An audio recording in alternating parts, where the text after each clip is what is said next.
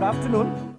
So we had really exciting discussions on how does India really contribute and generate $120 billion in the new economy. We talked of digital disruption. We talked of autonomous driving. We talked of innovation on the payments front. But if you just go back and think what is really happening, and the common thread that links this revolution that's taking place, it's all about innovation. And innovation is surrounding us. So what we thought in Zinnov was, how do we help all of you, each one of us, how do we deal with this change? So I'm going to have, the first part of my presentation is I'm going to talk a bit about innovation and how it has really evolved. And the second part, I'll get the product manager of our Global 500 platform. It's a tool that each one of us can use, and it has different ways and look and feel, and we'll take you through a live demo of how you can deal with this innovation and what does it really mean for all of us. From my personal perspective, innovation started years and years ago, and it's an ongoing process. It never ends. 5,000 years ago, we had the wheel, and so on and so forth. But I just thought, let's take the 19th century as a baseline. And why 19th century? And we all know that it was the height of the British power, height of the US power, the Russian power, and the French power declined. We know that it was in the 19th century that the world population reached $1 billion. It took us 5 million years to reach 1 billion in terms of headcount. It was in the 19th century that we discovered Antarctica.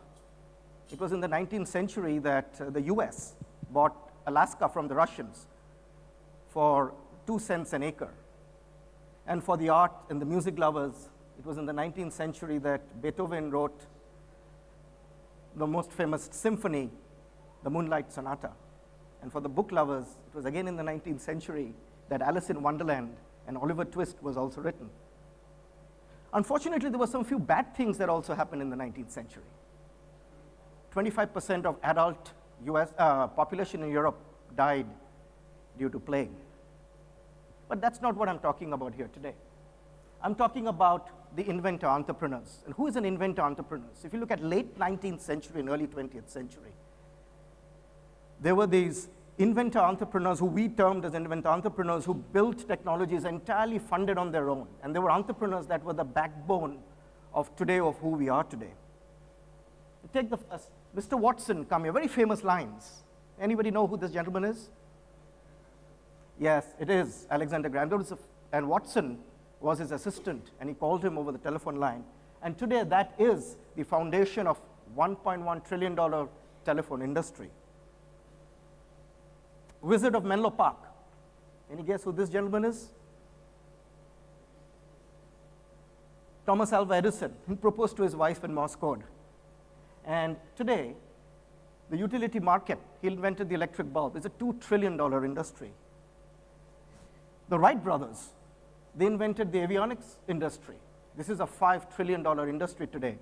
And just a piece of trivia, I believe their father told them that never fly together because if you both die, then nobody would be left. So they promised their dad that they never flew any planes together. Fortunately, nothing happened. But these are just 3 of almost 65 individual entrepreneurs. And you can see we've just chosen 15 of them over here. Look at Tesla, Volta, Otis, Venn, Waterman, Strauss, in different parts of the industry, whether it's the clothing industry, the consumer industry, the electronic industry. And it was the late 19th century and early 20th century that inventions took place. But what happened after that? The age of the corporate R&D. They came in and they said, hey, we need to get into this. So they got these individual entrepreneurs, and Thomas Edison started GE Labs. So he moved in. He was an individual entrepreneur, but he started GE Labs. Bell Labs. Thomas Watson started the computing and tabulating recording company, which was later known as IBM. And last and not least, we have PARC that actually first developed the personal computer even way before Apple. And we have PARC here tomorrow, and there's a very exciting talk by Urson, and they are coming here and bringing to India their whole innovation portfolio, and we'll hear more about that. But getting back to this, we saw the late 19th century, early 20th century, the rise of the individual entrepreneur.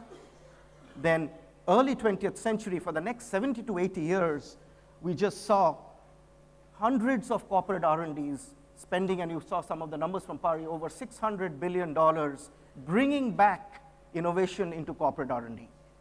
So over the next 70 to 80 years, R&D went back into corporations.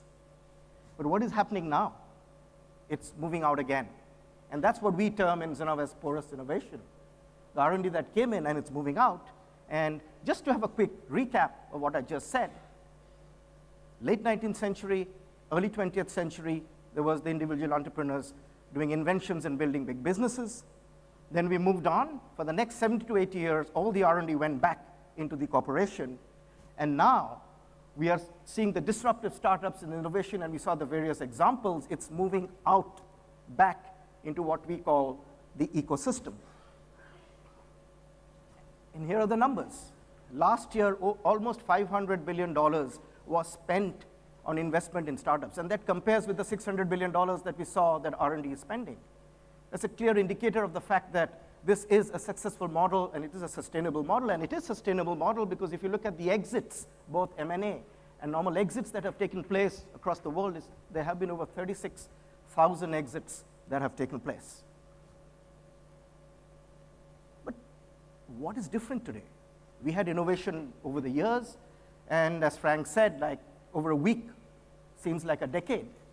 And this exponential growth of what has happened, and the way I look at it is a perfect storm, and the confluence of hardware becoming really, really small, fundamental technology, sensors and chips becoming really small, software proliferating into everything.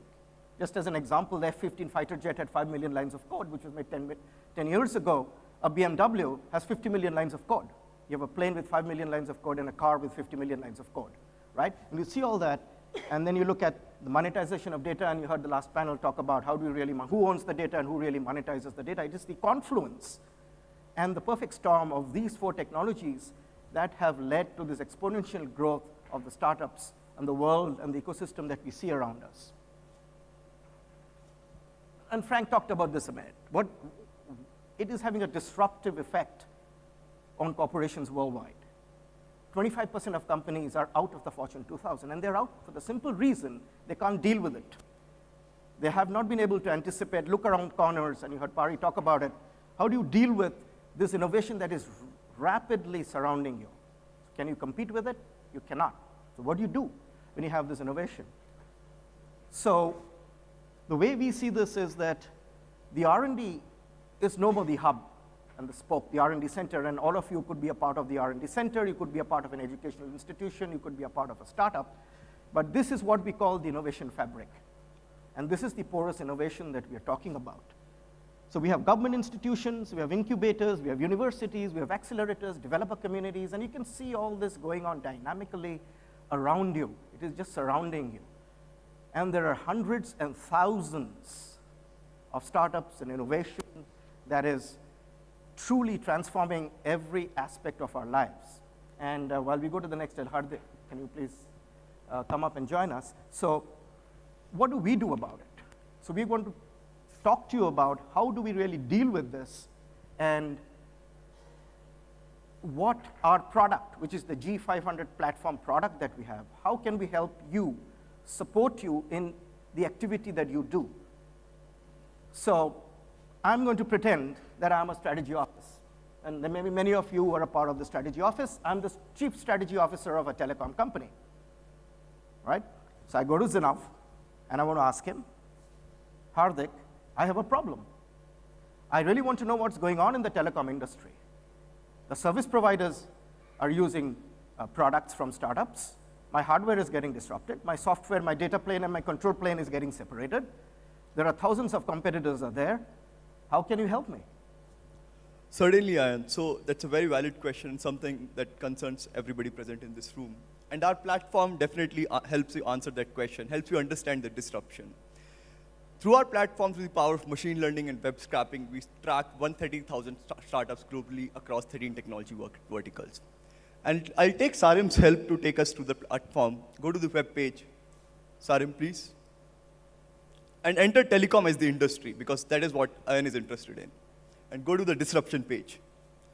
as you see on the platform, we track multiple startups within telecom. What we track about each of them are the investments, how are they disrupting businesses, what are the technology innovations they are making. And if you look at telecom on the left, you have the multiple sub-technologies which are emerging in telecom, and the number of startups in each of them, the investment in each of them, and what are the fastest growth companies in each of the sub-verticals. In fact, you can deep dive in any of those sub-verticals. Maybe we can look at SD and NFV here for today's purpose. Sarim, can you help again? Right, and even at that level, at sub-technology level, micro-technology level, we track multiple companies. You can see what are the fastest growth companies. What are some of the companies that peers have acquired? Companies acquired by Cisco, companies acquired by Oracle. So as such, as I said, we track 130,000 startups in real time through the power of machine learning, web scraping, and give you a real-time objective view on what is happening in your industry through the platform. So thanks. I hope you got a sense, right? This is just one snapshot, and this platform covers the top 500 companies that are there, and 100,000 startups. We looked at telecom, we looked at software-defined networking within telecom, and this is the ecosystem within the software-defined networking that if you are defining your strategy as the strategy officer, wow, there's so many players in the telecom industry. Now let's say that I work for the automotive industry, right? And I'm the engineering head. I'm not the strategy head, but I'm the engineering head. And I come and say, hey, Hardik, my costs to engineering is 7%. They're out of whack. I don't know what my competitors are doing, and I don't know what my supply chain is doing. Can you tell me from your database, how can I deal with this problem that I have today? Correct, and we can definitely do that. And as a part of the platform, we also track top 500 global engineering companies, which are companies like Volkswagen, Microsoft, and almost every company present in this room. We track what are they doing in their engineering, what are the key programs that they're investing in, how are they using global locations to drive efficiency, and how would their costs compare against each other. So I'll again take Sarim's help, go to the platform, go to the Analyze tab that we have. Sarim, please. Right. Enter automotive as the industry, and look at the global analysis. Now what you see here on the graph, on the chart are the top emerging locations in terms of talent pool availability for automotive. There is Bay Area, there is Los Angeles, there is Romania, Poland, India, and other top 6 locations. What we track for each of them are the number of companies in each location, number of R&D centers. The bubbles that you see represent the number of R&D centers. For example, for Bay Area or West Coast, they increased from 6 to 26 over 5 years. We also track the overall talent pool within automotive. What is the current talent pool in Bay Area? It's right around 3,800 engineers. We distributed across Teslas, Mercedes-Benz, Daimlers, etc. And what is it going to be through our forecast by 2020, which is 8,700? What we also track, or what you see on the graph also, is how is it distributed across technologies, whether engineers in Bay Area are working on infotainment, driver assistant, body electronics, or big data technologies. So this helps you understand what your peers are doing, first of all, and also potentially what locations you should use to drive engineering from emerging technologies. And coming back to your question on how you can understand or evaluate your efficiency against your competition, I'll go to the next tab, which is the efficiency analysis.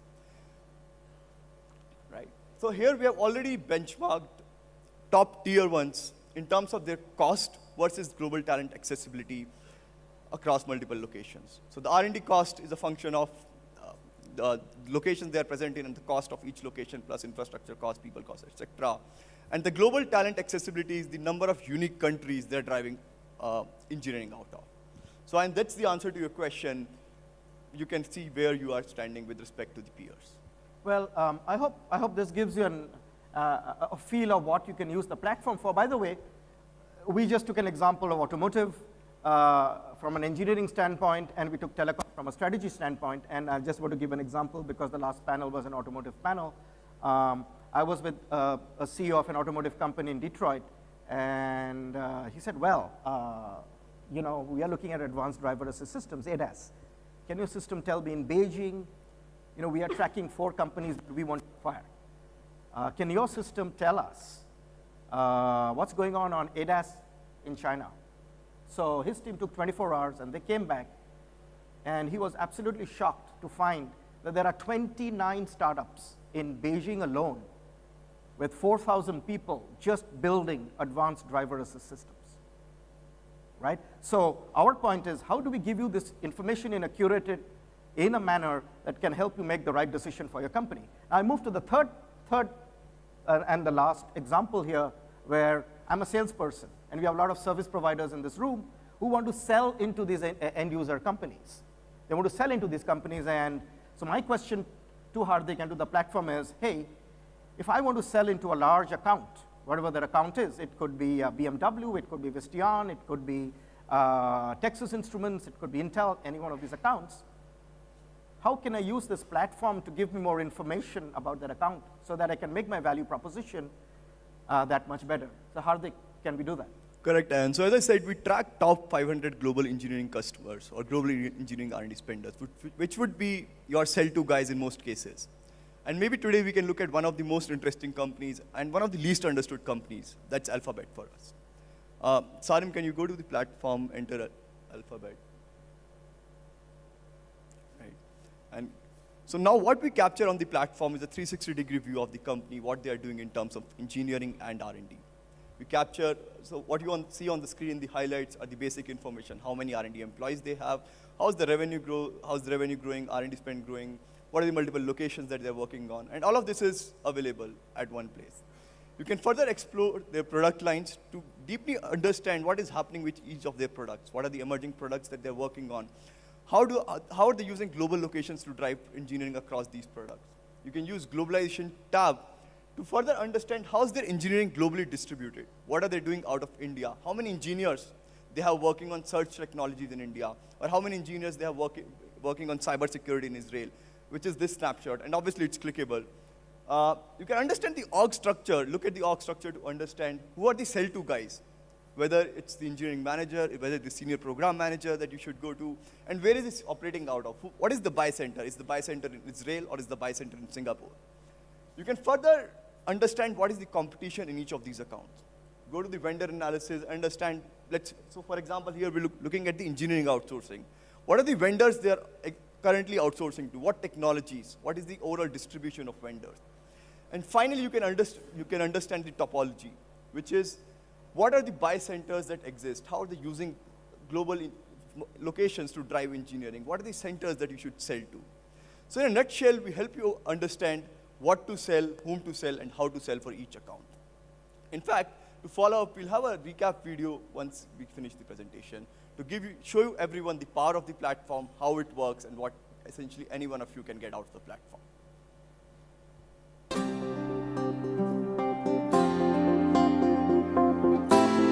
Today, the business environment is more dynamic than ever. Organizations constantly need to adapt to changing markets, new technologies, and consumption models. Disruptive companies are capitalizing on these changes, forcing market leaders to rethink their business. As key decision makers, you must have wondered, are we operating efficiently across all business units vis-a-vis competition? Who are the emerging disruptors in industries relevant to me? Who can I collaborate with to accelerate emerging technology product development? What technology solutions can I sell to my target customers?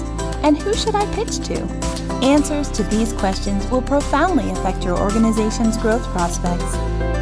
Zinnov introduces Global Engineering Insights Platform. With our platform, you are now empowered to track and analyze disruptive companies, technologies, locations from more than 15,000 global R&D centers, more than 1,500 platforms or service providers, more than 150,000 startups, and more than 150 universities across 50 countries. Here on our platform, you also get access to Zinnov's curated insights and dedicated consultants. Get on board now.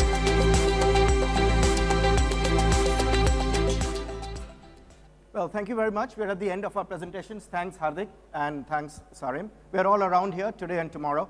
If you want to learn more about the platform, let us know. But again, our help with the platform is to make sure that innovation is something you can deal with, you can understand it, and not let it overwhelm you. Thank you very much.